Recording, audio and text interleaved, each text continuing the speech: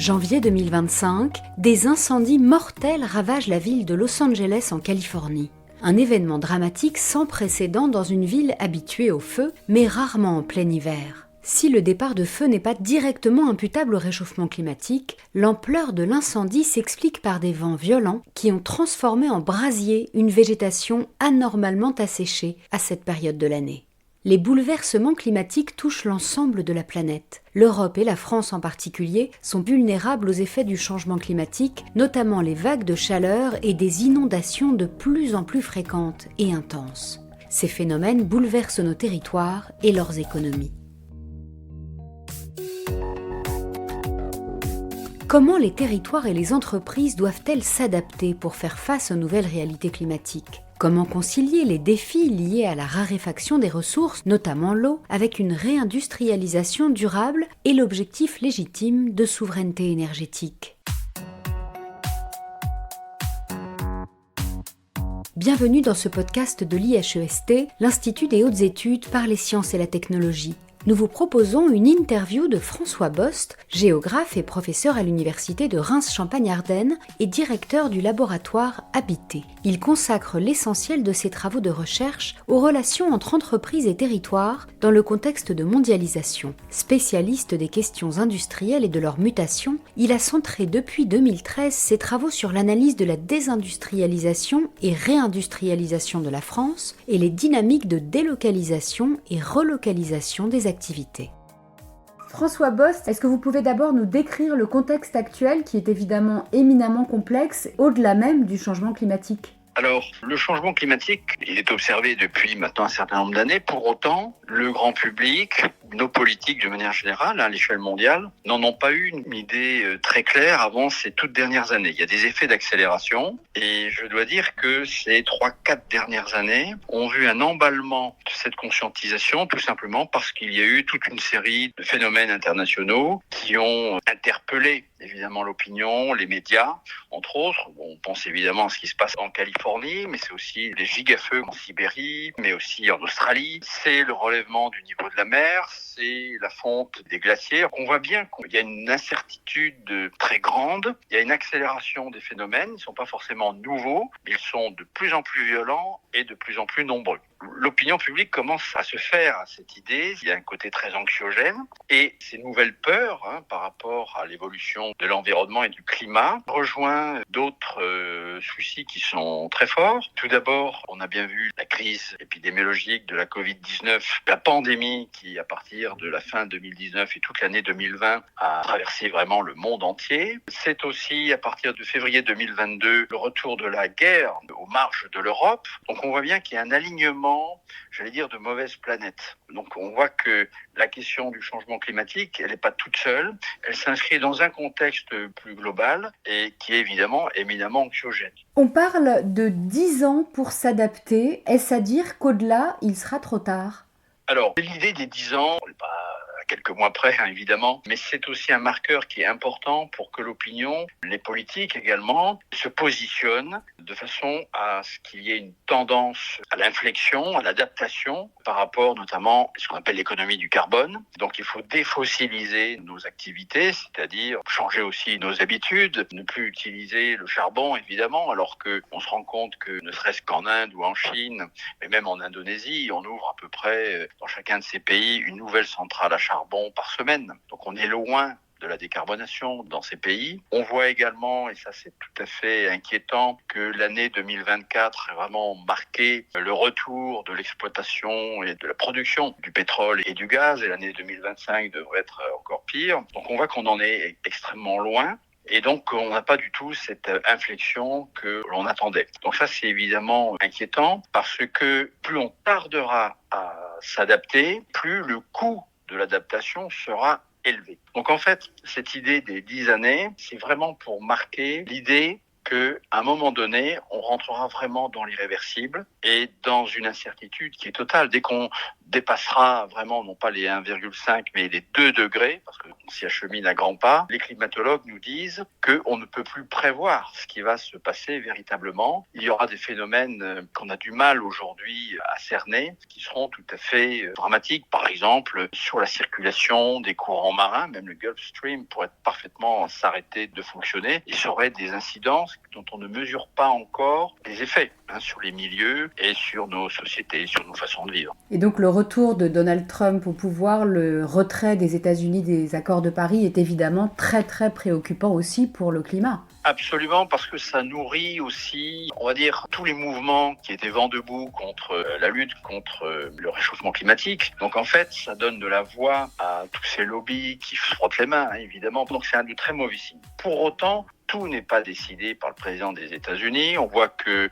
des États et des grandes villes sont engagés dans la lutte contre le changement climatique. Il y a encore des entreprises qui sont nombreuses à prôner ces adaptations, donc c'est pas aussi tranché. Je pense qu'il y aura aussi des réalités qui s'imposeront dans les toutes prochaines années. Le problème, c'est qu'on prend du retard et ça coûtera encore plus cher de s'adapter. Et donc, on devra faire des choix qui seront sans doute beaucoup plus liberticides qu'ils ne le seraient si les choses étaient faites convenablement à partir de maintenant.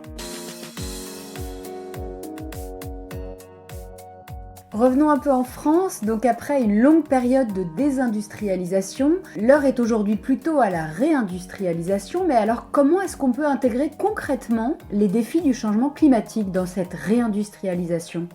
On sort de 40 années à peu près de désindustrialisation, à partir de la crise des années 70. Et au début des années 2010, on a vu commencer à frissonner l'idée d'une réindustrialisation. Les signaux faibles étaient vraiment très faibles et pour autant, certains ont commencé à y croire. Et à partir de 2017, il y a eu effectivement, entre 2017 et 2023, on a eu un redémarrage d'activité. C'était assez inattendu et c'est une industrie différente. En fait, on voit que beaucoup d'entreprises, quand elles ont pensé la réindustrialisation, l'ont pensé autrement. Donc c'est pas le retour, je dirais, aux années de gloire de la révolution industrielle. Donc c'est souvent tout à fait autre chose, parce qu'elles se sont emparées de la lutte contre le changement climatique. Et d'une manière générale, elles se sont emparées des questions d'écologie d'une manière plus vaste. Donc ça a été assez intéressant parce que on voit que la lutte contre le changement climatique peut être pour un certain nombre de secteurs d'activité vraiment un vecteur de déploiement, de développement. Ce sont des nouveaux marchés, évidemment, et dans plein de domaines. Si je prends le domaine de la voiture électrique et le secteur de la batterie qui, en France, par exemple, connaît un fort développement. On a 4 usines de batteries, qu'on appelle des gigafactories, qui sont en cours de construction et qui viendront évidemment nourrir les nouvelles voitures électriques qui seront fabriquées. C'est également les énergies renouvelables. Enfin, on voit un rattrapage qui est en train de s'opérer dans le solaire, dans l'éolien en mer également. Donc ce sont des secteurs vraiment complètement nouveaux. Et quant aux secteurs plus traditionnels, on voit qu'ils cherchent à s'adapter. Je prends l'exemple de la sidérurgie, que ce soit sur Fos-sur-Mer ou sur Dunkerque. Ça fait partie des sites les plus pollueurs en France. Et on voit par exemple que le groupe ArcelorMittal va investir pas loin de 1,9 milliard pour lutter contre l'utilisation notamment du charbon, en valorisant notamment d'autres sources d'énergie, notamment de l'énergie nucléaire depuis évidemment la centrale nucléaire de Gravelines, mais également en utilisant de l'hydrogène vert. Donc ça, ce serait très très nouveau.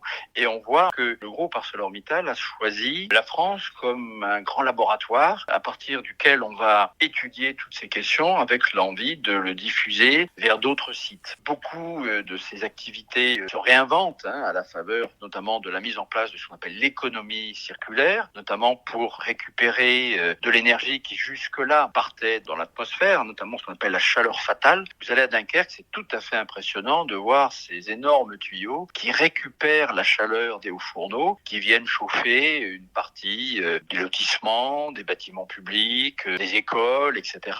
Et ceci depuis une trentaine d'années. Dunkerque a beaucoup d'avance en la matière, mais on voit que ça peut se démultiplier. Est-ce que c'est l'effet d'une politique volontariste ou est-ce qu'elles y sont contraintes finalement à cette adaptation, les industries ? C'est un peu les deux, mais on voit que pour les secteurs les plus pollueurs, l'État s'est engagé à les aider. Donc on a toute toute une série d'aides qui ont commencé d'abord à apparaître dans ce dispositif France Relance qui est consécutif de l'après-Covid-19 pour relancer l'activité en France. Et puis, il y a eu le dispositif France 2030 qui est un énorme dispositif. On parle souvent du ruissellement de l'aide de l'État et c'est vrai que beaucoup de secteurs ont profité de ces opportunités pour lancer des dispositifs de dépollution de leurs activités, de modernisation de leurs activités. La question de la localisation ou relocalisation des activités, elle est évidemment centrale. On ne s'installera plus à l'avenir où on veut, Ce sera plutôt où on peut. Oui, tout simplement parce que pendant très longtemps, on va dire jusque dans les années 80, à partir du moment où il y avait des infrastructures de transport, qu'on était à proximité de bassins de main-d'œuvre, eh bien, ça suffisait pour implanter des activités, par exemple, manufacturières. Aujourd'hui, c'est beaucoup plus compliqué. D'abord parce que il y a des dispositifs de loi qui changent la donne, notamment de lutte contre le réchauffement climatique et notamment le dispositif de la zéro artificialisation nette. En fait, c'est l'idée de réduire de manière drastique la consommation d'espaces ruraux. La France est le pays d'Europe qui consomme le plus d'espace. Alors c'est vrai que c'est le reflet d'une faible densité de population. La densité elle est de l'ordre de 119 habitants au kilomètre carré. C'est vrai que c'est pas celle de l'Allemagne, c'est pas celle des Pays-Bas. Les Pays-Bas, on est à plus de 550 habitants au kilomètre carré. Donc en fait, on compte sur les sols pour capter du carbone, pour stocker du carbone. Et puis surtout pour éviter d'enlaidir les paysages. Donc en fait, jusqu'alors, on pouvait s'implanter à peu près où on voulait. Ça ne sera plus possible. Non seulement pour les activités industrielles, mais également pour le logement, pour des entrepôts, etc., des infrastructures, ça sera beaucoup plus compliqué. Donc ça veut dire que les villes vont se réinventer sur elles-mêmes et les friches vont jouer un rôle très important. Les villes qui sont dotées de friches nombreuses, héritées de la révolution industrielle, vont être et sont déjà très attractives en la matière. Ça veut dire qu'il y a des arbitrages qui vont être faits par les villes, notamment les espaces urbains, pour savoir quelles activités elles vont accepter ou au contraire refuser. Et il y a celles qui font déjà savoir qu'elles veilleront à des équilibres d'activités pour ne pas perdre justement de l'emploi notamment. Et puis d'autres qui veulent aussi tourner la page de la question industrielle. Donc on est dans un moment un peu clé en la matière. En ce qui concerne les activités de manière plus générale à l'échelle nationale, il est évident que sur ces 20-30 prochaines années, il y aura des changements notoires qui vont s'opérer, notamment dans le choix des localisations des sites, tout simplement parce que une activité industrielle, elle consomme de l'eau, elle prend de la place, et nombre de nos régions, notamment dans la moitié sud, vont manquer d'eau. L'eau va devenir une denrée rare et toutes les activités fortement consommatrices vont être obligées de revoir leur process. Alors elles le font déjà. Moi, je suis très impressionné par tous les efforts qui sont faits dans beaucoup d'entreprises pour rationner, pour récupérer l'eau, la réutiliser, pour justement qu'il y ait moins d'empreintes en termes de consommation d'eau. Mais néanmoins, dans les régions qui vont connaître des déficits de précipitations, c'est sûr que beaucoup d'activités ne viendront pas s'y développer. Ce qui fait que les régions qui garderont des nappes phréatiques, qui seront encore arrosées,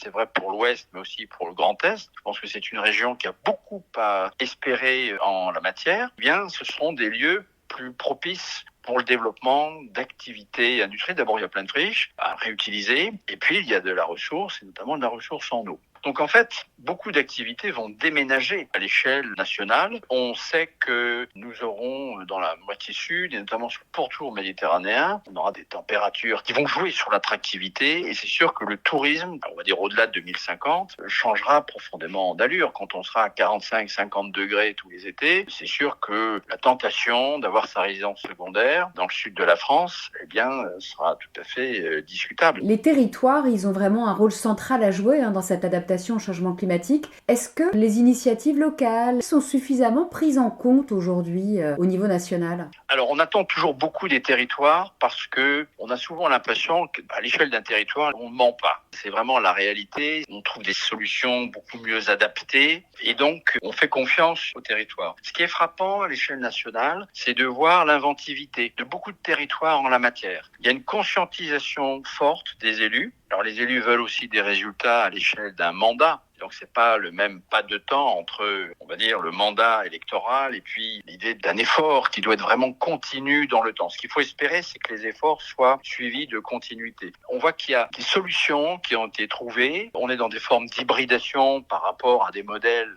qui peuvent exister. Et donc, je me rends compte, par exemple, que la presse économique rend de plus en plus souvent compte de cas d'école qui fonctionnent, dont on peut s'inspirer. Le problème, c'est que beaucoup de ces innovations restent peu connues. Donc il y a besoin de les faire connaître.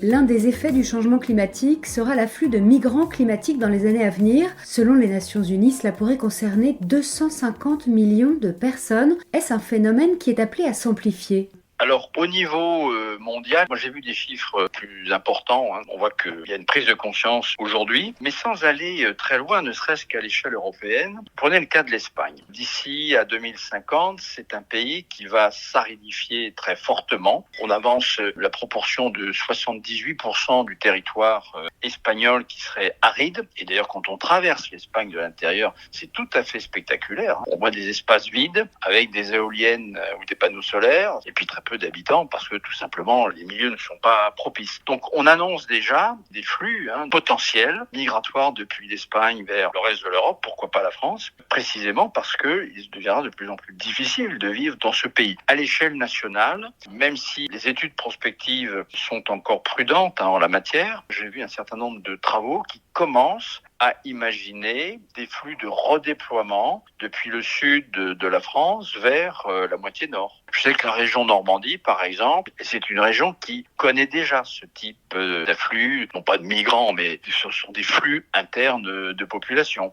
La région Grand Est, c'est une région qui a un potentiel d'attractivité qui est très fort et qui va sans doute avoir sa revanche dans les décennies à venir. Mais à l'échelle mondiale, c'est évident qu'on va avoir, par exemple, à l'échelle du continent africain, des redistributions de population entre celles qui vont quitter la bande sahélienne pour aller plutôt vers les littoraux, ce qui est déjà un phénomène observé, mais ils vont certainement s'amplifier. Vous le dites aussi, le 21e siècle sera le siècle des métaux, qui sont évidemment indispensables à la transition énergétique, mais pour autant la France n'en produit pas, alors qu'on a potentiellement des mines de lithium. Quels sont les principaux blocages ? Effectivement, depuis une trentaine d'années, en France, mais c'est vrai aussi en Europe, on a abandonné la production minière. Ça a commencé par le charbon. Il y a eu ensuite le minerai de fer dans Lorraine, la fameuse minette Lorraine. Et puis d'autres métaux qui ont été abandonnés, comme l'or, comme l'uranium, etc. Donc depuis une trentaine d'années, il n'y a plus de mines en France. Alors, au XIXe siècle, les métaux ont joué un rôle extrêmement important, notamment dans la révolution industrielle. Donc, après le gaz et surtout le pétrole, on voit que les métaux jouent un rôle absolument décisif dans l'avènement des énergies renouvelables. Ce sont des métaux dits critiques qui ont un rôle évidemment majeur parce qu'ils sont souvent très concentrés géographiquement. Donc il y a une très inégale distribution à l'échelle planétaire. Il y a aussi les fameuses terres rares. Alors c'est un terme qui porte à confusion parce qu'elles ne sont pas si rares que cela. Mais néanmoins, ce qui est important de savoir, c'est que la plupart des pays développés ont abandonné la production de ces minéraux. Alors la première raison, c'était d'abord parce que c'était plus simple de s'approvisionner sur les marchés internationaux, dans le cadre de la mondialisation, mais aussi parce que ça permettait d'afficher un bilan carbone beaucoup plus favorable. À partir du moment où les pays se sont engagés dans la lutte contre le réchauffement climatique, il leur fallait évidemment montrer que année après année, ils faisaient des efforts. Donc ils se sont achetés aussi une bonne conduite, on va appeler ça comme cela. Aujourd'hui, on voit qu'on est de plus en plus attaché, c'est un retour en force, à la souveraineté. C'est quelque chose qu'on a redécouvert à la faveur de la Covid-19, lorsqu'on a manqué de tout, et notamment de médicaments, des principes actifs des médicaments, notamment qui étaient en Chine ou en Inde. Et on a extrapolé et on a pu montrer en Europe qu'on était terriblement dépendant de l'extérieur pour nos approvisionnements. Je vais vous donner un chiffre. En France, on ne produit que 2 à 3% des métaux qui nous sont utiles. C'est à peu près la même proportion au niveau européen. L'Europe est de très loin le continent le plus dépendant pour ses matières premières minérales. Imaginez un conflit mondial, un pays comme la Chine qui décide de fermer le robinet de ses exportations en métaux critiques, en métaux rares, en terres rares. Nous sommes immédiatement en très grande difficulté. Alors, c'est un objectif de l'Europe. L'Union européenne demande à ses membres de se relancer dans le secteur minier. On a vu d'ailleurs l'ancien commissaire européen Thierry Breton qui demandait à ce qu'on atteigne entre 15 et 20% d'indépendance en matière de production minière. Ça sera très compliqué parce que on a appris à se passer de ces activités qui ont une image souvent désastreuse dans l'opinion publique. Ça pollue les sols, ça pollue les eaux. Moi, c'est dans les représentations que l'on a ça. Et ça sera très compliqué de redémarrer ce type d'activité. Et pour autant, si je prends les chiffres du BRGM, Bureau de recherche géologique et minière, il y a à peu près 40 sites en France potentiels en matière de lithium. Et actuellement, on voit que les choses s'agitent, du côté notamment des Chassières, à Moulins, donc on est dans l'Allier, qui pourrait être à terme une des principales usines de lithium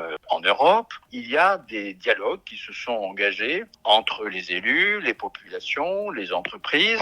C'est des étapes très nécessaires, évidemment, mais qui sont très longues. On estime qu'il faut entre 10 et 15 ans entre le moment où on identifie un site et le moment où on le met en valeur. Donc c'est très long. Et il est évident que si on devait avoir des flux qui s'arrêtaient d'approvisionnement, évidemment, on ne pourrait pas immédiatement commencer une production sur le sol national. Donc ce sont des choses qui se pensent très en amont. Et l'Europe est très en retard. Donc les États vont devoir faire des choix, des arbitrages. Et l'opinion publique ne l'entend pas forcément de cette oreille. C'est ce qu'on appelle les effets NIMBY, qui veut dire en anglais « not in my backyard », c'est-à-dire pas chez moi, pas au bout de mon jardin. Donc oui, on veut bien produire quelque part, mais certainement pas à proximité d'un village, dans un site intéressant, joli en termes de paysage. Donc ça va être très compliqué de relancer ça. Et pourtant, on voit que ça va devenir indispensable parce que la question de la souveraineté, c'est une question très importante sur le plan géopolitique.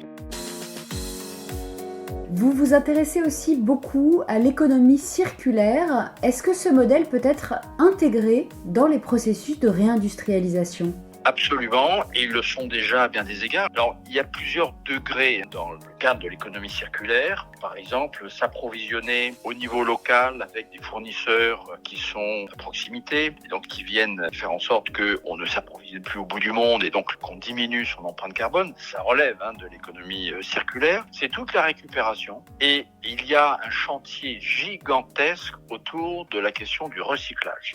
Recyclage des plastiques, évidemment pour utiliser moins de pétrole, recyclage des matières premières, des sous-produits de l'industrie, par exemple des métaux qui sont travaillés et tout ce qui est laissé par l'industrie peut être recyclé. Alors il y a un côté aussi un peu pervers dans le recyclage, je pense en particulier pour les plastiques. Il y a un enjeu majeur aujourd'hui sur le plan écologique à faire disparaître les usages du plastique compte tenu des microplastiques qui sont contenus dans les eaux. Il y a une conscientisation qui s'opère aujourd'hui, voire de la colère dans l'opinion, quand on voit que les microplastiques sont absolument partout. Par exemple, nos machines à laver ne sont pas équipées de filtres et tous les tissus synthétiques qui sont lavés jour après jour sont chargés de microplastiques qui partent dans les eaux, qui vont jusque dans les océans. On sait qu'aujourd'hui, à peu près un tiers des microplastiques qu'il y a dans les océans sont le produit du textile et de nos lessives. Donc il y a un enjeu évidemment très fort. Alors dans le cas du plastique, l'idéal ce serait évidemment de supprimer l'usage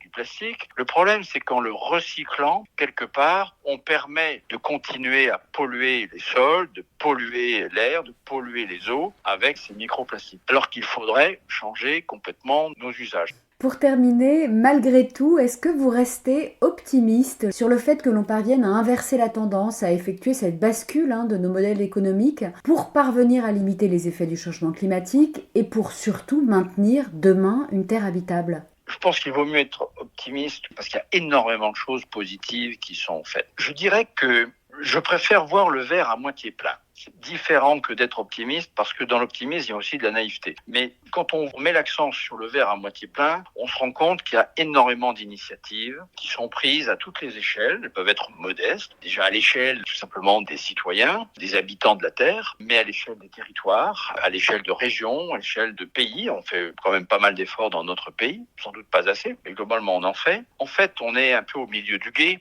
On se retourne derrière soi et on voit que les efforts sont encore absolument considérables considérable à faire. Mais en fait, il faut que le mouvement soit vraiment continu, qu'il n'y ait pas d'arrêt dans tous les efforts qui sont faits. Or, on voit bien, ne serait-ce qu'avec la question budgétaire aujourd'hui, on voit que la question écologique, elle est priorisée dans certains domaines, dans d'autres, elle ne l'est plus, ou pas assez. Et ça, c'est un problème, parce que c'est vraiment un secteur qui mérite d'être puissamment aidé, parce que c'est maintenant qu'il faut investir en conséquence, par exemple dans les logements, dans l'isolation des logements, dans les mobilités également.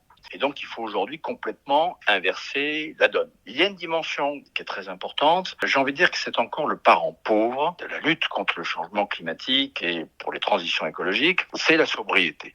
Et on voit encore que c'est très difficile pour les uns et pour les autres, d'abord, de faire un peu la liste des activités que l'on ne doit plus mener ou qui devraient disparaître. En Europe, on voit bien qu'on aimerait intégrer beaucoup plus de sobriété, mais ça reste très difficile parce que on fait de la résistance, évidemment, parce que c'est nos mobilités qui vont être impactées. C'est moins utiliser, voire ne plus utiliser l'avion, par exemple. C'est consommer autrement, c'est ne plus consommer de viande ou très peu, parce qu'on sait que l'empreinte carbone des activités d'élevage est bien plus considérable que la simple filière végétale. Donc les enjeux sont aussi du côté de la sobriété, et c'est là que l'on voit que l'on a besoin d'informer, de revenir en permanence sur ces questions. Alors c'est sûr qu'à un moment donné, on peut lasser. C'est compliqué de construire un récit positif. On manque d'un récit, de la construction d'un imaginaire de lutte contre le changement climatique avec des effets positifs. Et on voit que aujourd'hui, c'est plus un discours catastrophiste qui est mené. C'est pour ça que les territoires, les actions individuelles, le monde associatif,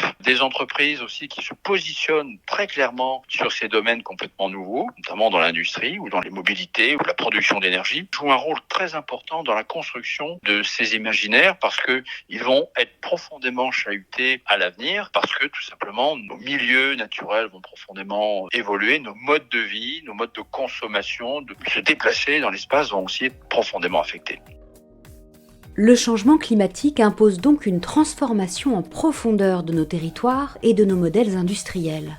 Mais cette transition peut aussi être une opportunité, celle de bâtir des territoires résilients, innovants et solidaires. C'est la fin de ce podcast, merci de nous avoir écoutés. Vous pouvez retrouver d'autres podcasts de l'IHEST sur la chaîne de l'Institut et sur toutes vos plateformes d'écoute. À bientôt!